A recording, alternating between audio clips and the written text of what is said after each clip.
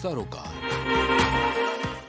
नमस्कार, आप देख रहे हैं प्राइम टीवी और मैं हूं आपके साथ नंदिनी यादव। स्वागत है आप सबका शहर शहर खबर खबर में। मुख्यमंत्री योगी आदित्यनाथ आज से 4 दिवसीय दौरे पर है गोरखपुर में, जहां सीएम ने मदन मोहन मालवीय प्रौद्योगिक विश्वविद्यालय बृहद रोजगार मेले का उद्घाटन किया है। बता दें कि इस मेले में विभिन्न कंपनियां 10,000 लोगों को नौकरी देंगी। इसके अलावा स्वरोजगार के लिए भी 500 करोड़ रुपए का ऋण वितरण किया जाएगा। साथ ही मुख्यमंत्री गोरखनाथ मंदिर में अष्टमी से दशमी तक होने वाले पूजन कार्यक्रमों में भी शामिल रहेंगे। तो बता दें कि मुख्यमंत्री योगी आदित्यनाथ आज से 4 दिवसीय दौरे पर है गोरखपुर में, जहां पर वो MMM में पहुंचकर उन्होंने बृहद रोजगार मेले का उद्घाटन किया है। इस मेले के तहत ऋण वितरण किया जाएगा और उन्होंने अभ्यर्थियों को नियुक्ति पत्र दिया है। तो मुख्यमंत्री योगी आदित्यनाथ गोरखपुर के दौरे पर हैं, जहां वो आज से लेकर 4 दिवसीय दौरे पर रहेंगे गोरखपुर में। बताया जा रहा है कि नवमी और दशमी को भी वो गोरखपुर में रहेंगे। तमाम कार्यक्रम किए जाएंगे गोरखपुर में, जिसमें वो शामिल होंगे। ज्यादा जानकारी के साथ संवाददाता रितेश जुड़ चुके हैं। रितेश, मुख्यमंत्री योगी आदित्यनाथ आज से 4 दिवसीय दौरे पर है गोरखपुर में, कई कार्यक्रम किए जाएंगे आज से। का 4 दिवसीय दौरा है और इस दौरे को बेहद खास माना जाता है। जैसा कि आज गोरखपुर के मदन मोहन मालवीय जो औद्योगिक कॉलेज है, वहां पर एक रोजगार मेले का आयोजन भी किया गया। उस आयोजन में मुख्यमंत्री योगी आदित्यनाथ सम्मिलित होते हैं और सम्मिलित होने के बाद वहां पर बड़ौदा यूपी बैंक की तरफ से ये रोजगार मेला लगा, जहां पर वो रोजगार को बढ़ावा देने के लिए ऋण भी वितरण किया। तो ऐसे में मुख्यमंत्री योगी आदित्यनाथ का वहां पहुंचना, ये कहीं ना कहीं एक जिस तरीके से उत्तर प्रदेश के युवाओं के लिए स्वरोजगार पैदा हो रहा है, उसको देखते हुए मुख्यमंत्री लगातार इसके लिए कटिबद्ध है। जिसको आज आपने देखा होगा कि जिस तरीके से बड़ौदा यूपी बैंक की तरफ से स्वरोजगार की योजनाओं का जो आज वो किया गया, पर मुख्यमंत्री ने बोला और कहा, और जो वहाँ पर 11 अभ्यर्थी थे उनको जो है मूल का टोकन भी बांटा। तो ऐसे में कहीं ना कहीं मुख्यमंत्री योगी आदित्यनाथ लगातार स्वरोजगार को बढ़ावा दे रहे हैं और आज इसके चलते लखनऊ के गोरखपुर के मदन मोहन मालवीय औद्योगिक प्रशिक्षण केंद्र में वो मौजूद है। जी, देखिए, कहा जा रहा है कि 9वीं और 10वीं को भी कई कार्यक्रम रखे गए हैं गोरखपुर में। क्या कुछ वो कार्यक्रम रखे गए हैं? देखिए, सबसे बड़ी बात यह है कि जिस मुख्यमंत्री योगी आदित्यनाथ से तो प्रदेश के मुखिया हैं ही, उसके बाद भी वो एकवादीश्वर है गोरखपुर पीठ के। तो जो नाथ संप्रदाय की जो पीठ है, वहां पर वो मुख्यमंत्री जब पहुंचते हैं तो वो एक संत और महात्मा के रूप में जाने जाते हैं। तो उनका दोनों जैसे प्रदेश की जिस तरीके से सेवा उनको करना है और मठ में, तो जो नवरात्रि का पर्व है, नवरात्रि के पर्व में आज महाअष्टमी का दिन है। आज भी वो वहां पर देवकली मंदिर में पहुंचे, वहां पूजा अर्चन किया और उसके बाद वो गोरक्षनाथ मंदिर में रहेंगे। कल नवमी में वो कन्याओं का पूजन भी करेंगे। विजयदशमी के दिन वहां पर भी एक रावण दहन का भी कार्यक्रम किया जाता है, तो उसमें भी वो सम्मिलित हो सकते हैं। तो ऐसे में मुख्यमंत्री योगी आदित्यनाथ का गोरखपुर का जो 4 दिवसीय दौरा है वो बेहद खास है और वहां के युवाओं के लिए आज रविवार का दिन वैसे भी खास रहा। तो ऐसे में मुख्यमंत्री योगी आदित्यनाथ का गोरखपुर 4 दिवसीय दौरा बेहद खास माना जाता है। जी, देखिए, जैसा कि आपने बताया कि युवाओं के लिए बेहद खास दिन है आज। रोजगार मेले का उद्घाटन किया है मुख्यमंत्री योगी आदित्यनाथ ने। इसके बाद क्या कुछ और कार्यक्रम आज ही होने वाले हैं क्या, रितेश? बड़ी बात यह है कि जो स्वरोजगार को बढ़ावा देने के लिए जो आज मेले का आयोजन किया गया, बड़ौदा यूपी बैंक की तरफ से किया गया, 500 करोड़ रुपए का ऋण भी वितरित किया जाएगा। वो ऋण इस तरीके से वितरित किया जाएगा कि जो भी अभ्यर्थी होंगे उनके आवेदन स्वीकार किए जाएंगे। उस पर जो कंपनियां उस स्वरोजगार मेले में सम्मिलित हुई थी, वो उनके CV को, यानी उनके जो बायोडाटा होगा, उनका जो प्रार्थना पत्र होगा, उसको देखेंगी, चेक करेंगी, फिर देखेंगी उसमें किस तरीके से स्वरोजगार को बढ़ावा देना है, ये कंपनियां डिसाइड करती है। हालांकि जिस तरीके से MMM में आज स्वरोजगार मेले का आयोजन किया गया, उस मेले में मुख्यमंत्री ने खुद शिरकत किया और इस चीज को बढ़ावा देने के लिए उन्होंने साफ तौर पर कहा कि जो युवा है उनको भागीदारी मिलेगी, उनको ऋण भी दिया जाएगा जो कार्य करना चाहते हैं। तो ऐसे में जिस तरीके से स्वरोजगार को बढ़ावा देने के लिए सारी चीज की जा रही है, तो ये कहीं ना कहीं उत्तर प्रदेश के युवाओं के लिए एक नया आयाम साबित होगा, जिसको लेकर के आज ये पूरी चीजें की गई है। 11 लोगों को ऋण वितरण की बात भी कही जा रही है, 500 करोड़ रुपए तक का लोन वितरण भी किया जा सकता है। देखिए, भारतीय जनता पार्टी की तरफ से मिशन शक्ति की शुरुआत की गई है और शारदीय नवरात्रि के पहले इस मिशन की शुरुआत की गई थी। तो इसके तहत भी क्या कुछ कार्यक्रम है वहां पर गोरखपुर में? देखिए बिल्कुल 4 दिवसीय जो कार्यक्रम है मुख्यमंत्री योगी आदित्यनाथ का वो मिनट टू मिनट कार्यक्रम है क्योंकि जितनी देर वो गोरखपुर में रहेंगे वो जनता के बीच संवाद करते रहेंगे लगातार। पूजन पाठ का ये दिन होगा 2 दिन का क्योंकि महाअष्टमी का आज पर्व है, उसके बाद कल नवमी का होगा, फिर विजयादशमी दशहरा का। तो ऐसे में वहाँ पर कार्यकर्ताओं की भी लगातार भीड़ जुट रही है और अपने गोरखपुर क्षेत्र में वो सभी क्षेत्रवासियों से मिलेंगे, उनका जनता दरबार भी लगाया जा सकता है। ऐसी बात की जा रही है क्योंकि जब वो गोरखपुर पहुंचते हैं तो वहाँ पर जनता की समस्याओं को भी वो सुनते हैं। तो ऐसे में 4 दिन का जो दौरा होगा बेहद खास होगा क्योंकि गोरखपुर में 3 से 4 दिन का उनका रहना ये बेहद खास माना जाता है। जी, तमाम जानकारी के लिए बहुत बहुत धन्यवाद आपका।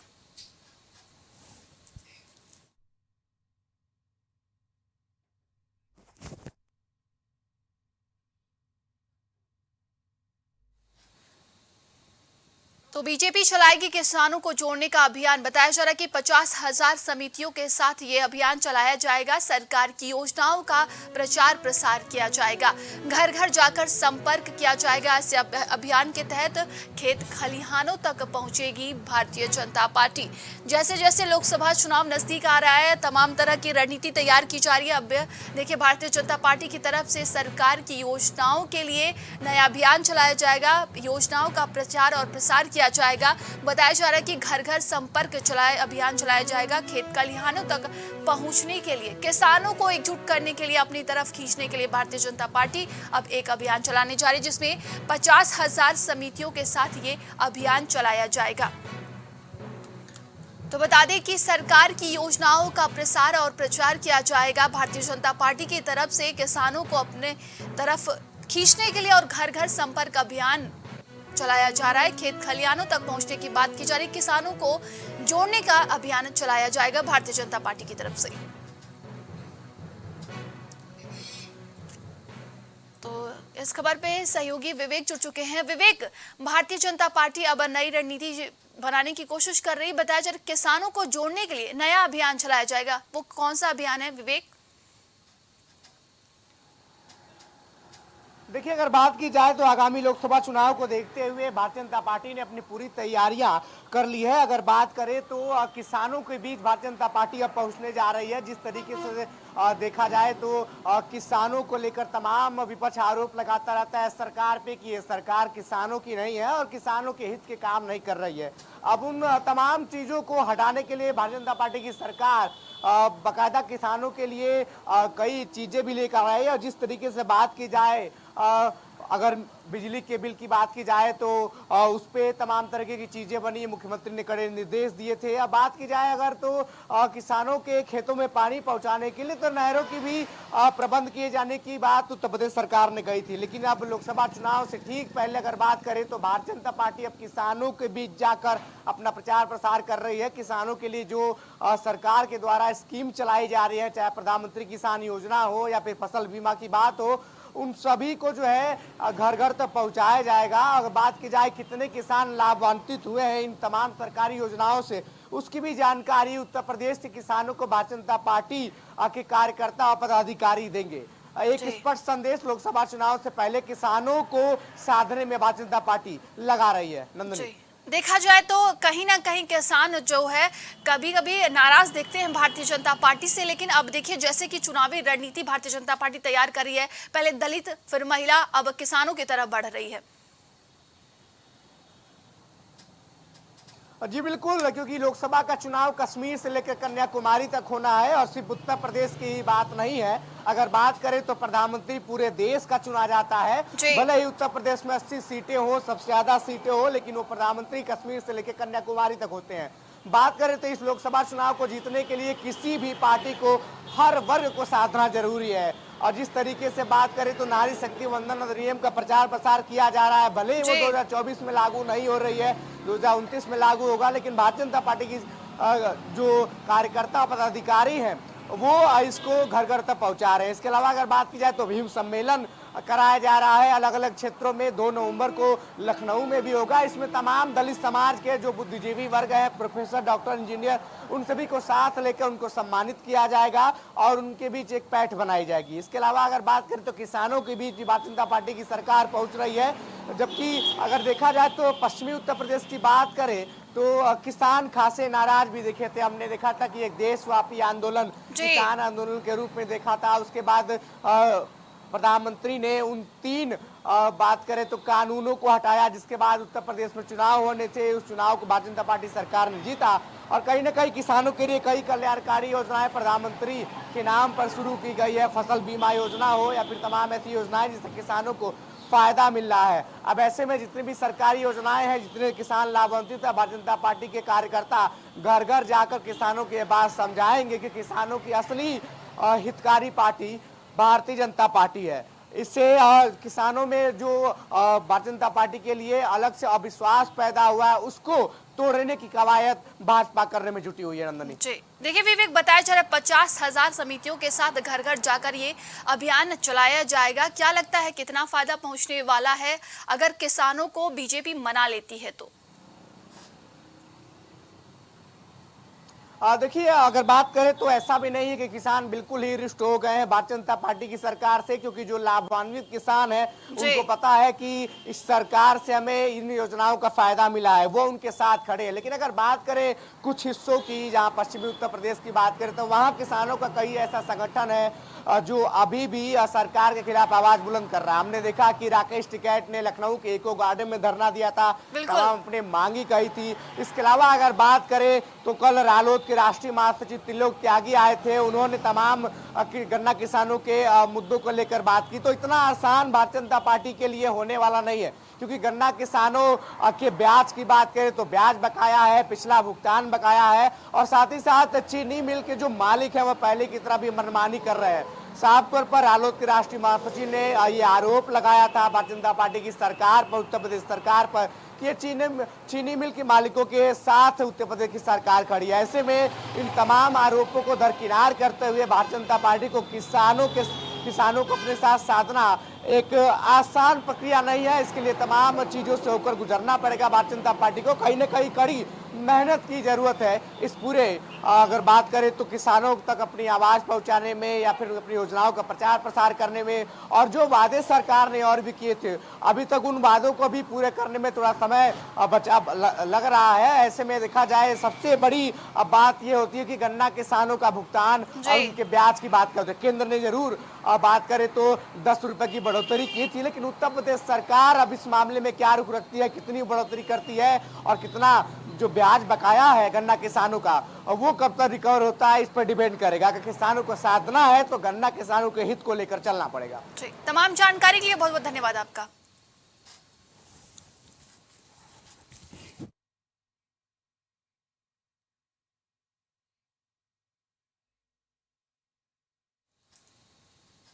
मध्य प्रदेश में टिकट बंटवारे को लेकर सपा और कांग्रेस के बीच शुरू हुई तल्खी अब नरम होती नजर आ रही है और दोनों पार्टियों के बीच अब सुलह के आसार भी बनते दिख रहे हैं।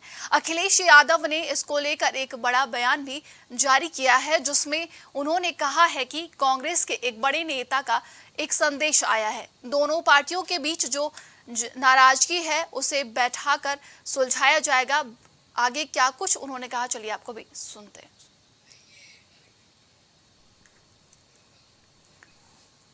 तो अखिलेश यादव ने बड़ा बयान दिया है। देखिए, जिस तरीके से समाजवादी पार्टी और कांग्रेस में नोकझोंक चल रही थी, वार पलटवार चल रहा था, वहीं INDIA गठबंधन में शामिल दोनों पार्टियां हैं, इसी के बीच लगातार अब वार पलटवार हो रहे थे। मध्य प्रदेश का विधानसभा चुनाव जैसे ही नजदीक आया, कांग्रेस पार्टी ने लिस्ट अपनी प्रत्याशियों की जारी की, जिसके बाद से समाजवादी पार्टी खासा नाराज दिखी। उन्होंने कहा कि हमारे साथ धोखा हुआ है। लगातार अखिलेश यादव सीट शेयरिंग को लेकर कांग्रेस पर बड़े आरोप लगाते हुए नजर आए। इसी के साथ तमाम जो अमर्यादित भाषाओं का भी प्रयोग किया गया, जिसके बाद से कांग्रेस और समाजवादी पार्टी में लगातार वार पलटवार देखने को मिला। लेकिन अब इसी बीच ये भी खबर सामने आ रही है कि अखिलेश यादव ने ये बड़ा बयान दिया है कि कांग्रेस के एक बड़े नेता का मैसेज आया था, जिसके बाद ये कहा जा रहा है, कयास लगाए जा रहे हैं कि आगे यानी कि आगे का जो रास्ता है INDIA गठबंधन के लिए, वो कांग्रेस और समाजवादी पार्टी में कहीं ना कहीं सुलझती हुई नजर आ रही है। एक बार फिर से रुक करते हैं संवाददाता विवेक की तरफ। विवेक, अब कहीं ना कहीं कांग्रेस में और समाजवादी पार्टी में बात बनने की चर्चाएं हो रही हैं। अखिलेश यादव ने बड़ा बयान दिया कि कांग्रेस के एक नेता, बड़े नेता का मैसेज आया है कि हम जो कलह है उसको सुलझाएंगे। जी बिल्कुल, संदेश साफ है कांग्रेस की तरफ से भी और समाजवादी पार्टी के सुप्रीमो अखिलेश यादव की तरफ से भी। इस लोकसभा चुनाव में अगर भारतीय जनता पार्टी की सरकार को बदलना है, तीसरी बार जीत की हैट्रिक लगाने से बात करें, अगर रोकना है प्रधानमंत्री नरेंद्र मोदी को, तो साफ तौर पर INDA गठबंधन को एकजुट होना पड़ेगा। हमने पिछले कुछ दिनों में देखा कि किस प्रकार से मध्य प्रदेश से लेकर उत्तर प्रदेश में तमाम ऐसी बयानबाजी समाजवादी पार्टी और कांग्रेस के नेताओं के द्वारा की गई, जो इंडिया गठबंधन के दो फाड़ के रास्ते में दिखाई दे रहे थे। अगर बात करें तो जिस तरीके से दोनों ही पार्टियों के राजनेता लगातार गठबंधन को लेकर या फिर सीट शेयरिंग को लेकर बातें कर रहे थे, तो ये चर्चाएं राजनीतिक गलियारों में लगने लगी थी कि INDA का गठबंधन जो है वो पूरी तरीके से विफल होता हुआ दिखाई दे रहा है। लेकिन जिस तरीके से अगर बात करें तो अखिलेश यादव ने साफ तौर पर अपने कार्यकर्ताओं से कहा है कि वो अनर्गल बयान और अगर ट्वीट से बने, तो कहीं ना कहीं INDA गठबंधन के लिए एक अच्छी खबर है कि नेता एकजुट हो रहे हैं। और बात करें तो जो बड़े नेता वो आपस में जो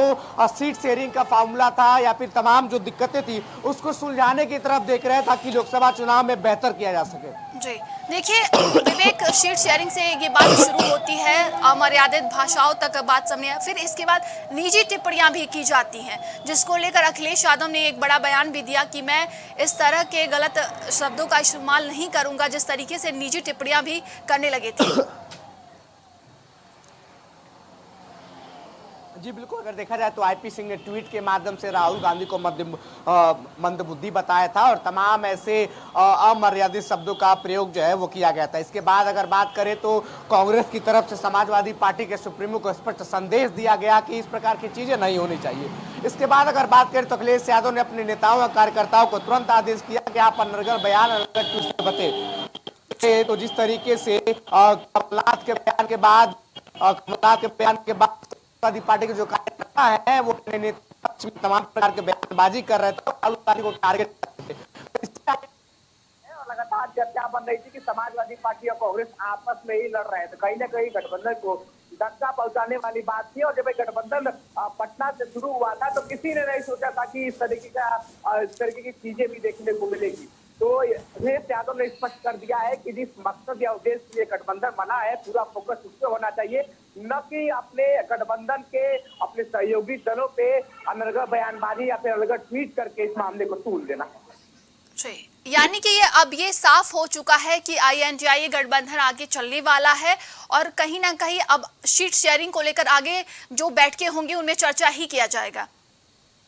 देखिए, अगर बात की जाए तो मध्य प्रदेश में समाजवादी पार्टी ने अपने प्रत्याशी उतार दिए हैं और आज भी समाजवादी पार्टी के कार्यालय पर मध्य प्रदेश को लेकर बड़ी बैठक हो रही है और इस बैठक में तमाम बड़े नेता पहुंच रहे हैं। अगर बात करें तो जिस तरीके से गठबंधन की बात थी तो गठबंधन टूटने की चर्चा रही थी, लेकिन गठबंधन के मतभेदों पे चर्चा थी, किस प्रकार से राज्यों के चुनाव में। जी विवेक, आपको रोकना चाहेंगे, अखिलेश यादव ने जो बयान दिया उसको एक बार हम लोग सुन लेते हैं। सदन में भी कहा था, एक बार मुख्यमंत्री जी ने भी ये बात कही थी, तो मैंने मुख्यमंत्री जी को केवल संस्कारों की याद दिलाई थी।